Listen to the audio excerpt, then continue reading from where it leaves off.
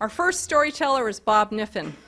Bob's a history teacher and learning coach at Lawrence Academy right next door. The title of his story, Civilian in My Head.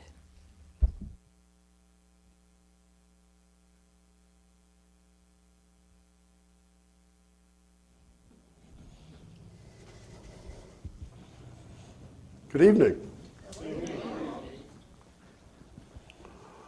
This story takes us back to May of 1971. The setting is Washington, D.C. I'm hoping some of you may remember the May Day anti-war demonstration.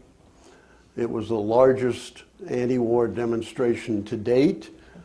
Thousands of protesters came from all across America with the intent of shutting down Washington, D.C.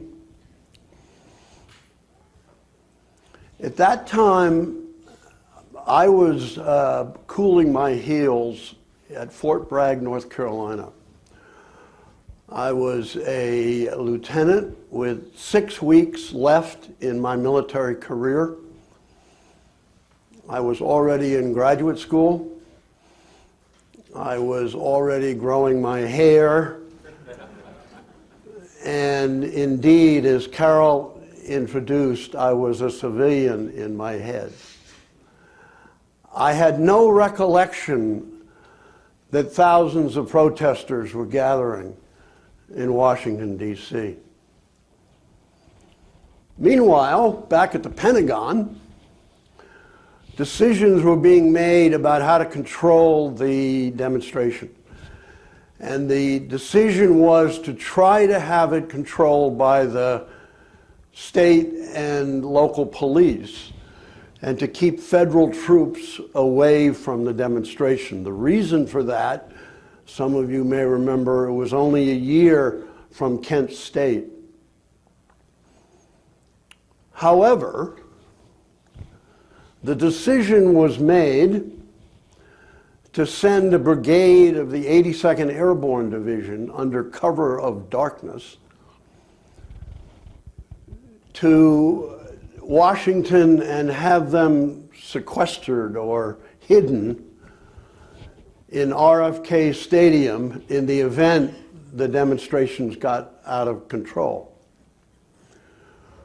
So, a young lieutenant on the staff of a colonel was suddenly, along with 2,000 other federal troops, on an airplane in the middle of the night from Fort Bragg, North Carolina to Andrews Air Force Base, where we were bused to RFK Stadium, and the press and the civilian population had no idea that during that 3 days of protest that there were 2,000 federal troops in RFK Stadium.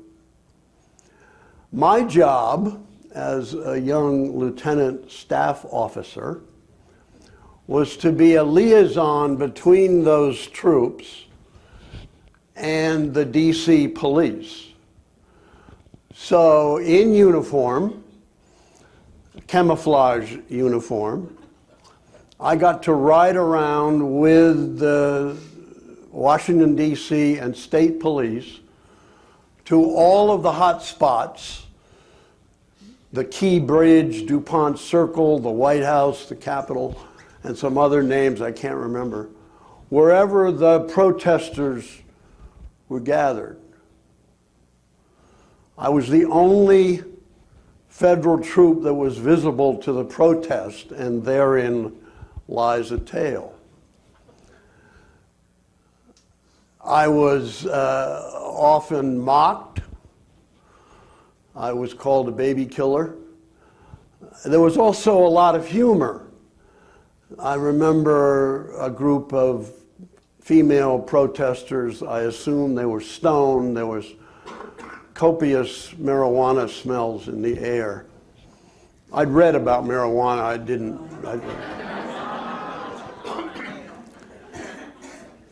They would look at me and go, "Oh, look, a tree." They would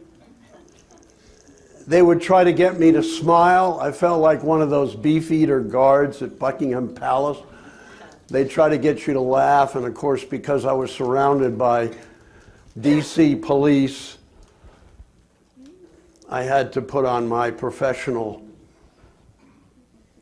air, remembering that in my head I was a civilian. So for 3 days, I was the lonely lieutenant, traveling to all the hot spots, communicating back to my colonel with these confrontations, some humorous, some annoying, but in every case, I was looking out at my contemporaries. In fact, people who in 6 weeks might have been my fellow students when I got to graduate school. The brigade of the 82nd Airborne was never called out. The protests basically dried up after 3-4 days, I don't remember. And we all shipped back to Fort Bragg. 6 months later, I was in graduate school. By this point, my hair was on its way. And I remember thinking back at what an extraordinary moment that was, the juxtaposition of a young lieutenant seeing his peers, his colleagues, and trying to still be a professional soldier, but understand the other side. 3.5 million men and women went over into that war, and 68,000 didn't come back. But for that moment, I was the lonely lieutenant juxtaposed against thousands of my peers, really, colleagues. And it was an extraordinary moment of humor, of irony, of sadness that I just will never forget. And I feel blessed that I had the opportunity to be there. And that's my story.